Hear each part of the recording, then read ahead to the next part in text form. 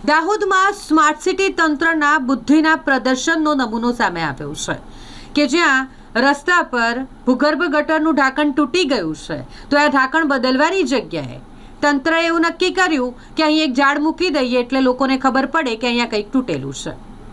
આ દ્રશ્યો છે ટ્રાફિકથી 24 કલાક ધમધમતા સ્ટેશન રોડ પરના। સ્ટેશન રોડ પર ભૂગર્ભ ગટરનું ઢાંકણ તૂટી ગયેલું હતું અને આ તૂટી ગયેલા ઢાંકણને બદલવાની જગ્યાએ તંત્ર દ્વારા અહીં ઝાડ મૂકી દેવામાં આવ્યું છે। કોઈ પણ પ્રકારના સાવચેતીના બોર્ડ લગાવવામાં નથી આવ્યા, બેરિકેડ લગાવી અને પહેલાં તો તાત્કાલિક ઢાંકણ જ બદલવાની જરૂરિયાત હતી, પરંતુ ઢાંકણ તો નથી બદલ્યું, પરંતુ બેરિકેડ પણ નથી લગાવ્યા કે જેના કારણે અકસ્માતોને અટકાવી શકાય। અહીં એક ઝાડ મૂકી દેવામાં આવ્યું છે તંત્ર તરફથી અને જેના કારણે લોકોમાં ભારે રોષ જોવા મળી રહ્યો છે, કારણ કે ઘણા બધા લોકો આ રોડ પરથી પસાર થાય છે, અકસ્માતોની સંખ્યા વધી શકે એમ છે અને તેવામાં ફક્ત એક ઝાડ મૂકી આ તૂટેલા ઢાંકણથી લોકોને સુરક્ષા આપી અને તંત્રના અધિકારીઓ સંતોષ માની રહ્યા હોય તેવું લાગી રહ્યું છે। જોકે જાગૃત નાગરિકો દ્વારા અહીં સાવચેતી માટેના સ્ટીકર ચિપકાવવામાં આવ્યા છે અને સાથે જ રાત્રિ દરમિયાન જે લોકો અહીંથી પસાર થઈ રહ્યા હોય તેઓ આ ખાડાને જોઈ શકે, એટલે કે ઢાંકણ તૂટી ગયેલું છે અને ત્યાં જે ઝાડ મૂકવામાં આવ્યું છે તેના કારણે અકસ્માત ન થાય તે માટે જાગૃત નાગરિકો દ્વારા અહીં રિફ્લેક્ટર લગાવવામાં આવ્યા જેથી કરીને અકસ્માત ન થાય। જોકે આ જવાબદારી તંત્રની છે। બપોરથી જ આ ઢાંકણ તૂટેલું હતું, રાત થઈ ગઈ તેમ છતાંય આ ઢાંકણ બદલવામાં નથી આવ્યું। આ પ્રકારની બેદરકારી તંત્રની સામે આવી છે જેના કારણે લોકોમાં ભારે રોષ જોવા મળી રહ્યો છે। જોહાર।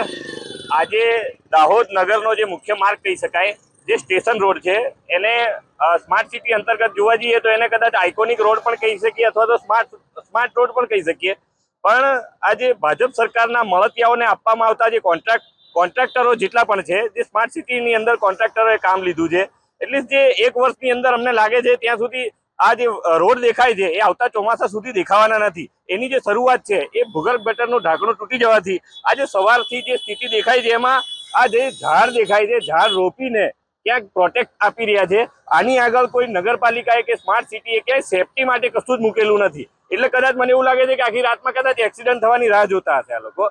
એટલે પરિસ્થિતિ એવી છે કે કોઈને ધ્યાન આપવું નથી, એટલી આ રાત દરમિયાન જે પરિસ્થિતિ શું થશે એના માટે પણ કોઈ ધ્યાન આપવું નથી। આ ભાજપના મળતિયાઓ, એના લીધે પડેલા ખાડા, હું જનતાને એમ કહું છું કે આ જેટલા પણ આપણે વોટ આપ્યા છે ને એક દિવસ આવા ખાડામાં જ આપણે પડવાના છીએ, એટલે આ હવે જાગી જાઓ અને આવા ખાડાઓથી હવે સાવધાન રહીએ અને રાતભરની અંદર જે મુખ્ય માર્ગ પર આવવાના છે, રાહદારીઓ છે કે નગરજનો છે, તમામને આ જાહેર જનતા જો એક સંદેશ છે કે આ રોડ પર આવતા આ મોટો ખાડો પડી ગયો છે, એ ખાડામાં ભલે આપણે અત્યાર સુધીમાં ભાજપને વોટ આપ્યા છે, પણ એ વોટ આપ્યા છે તો એ ખાડામાં પાડવા માટે નથી આપ્યા, એ પણ એમને જણાવજો અને આ ખાડાથી સાવચેત રહેજો।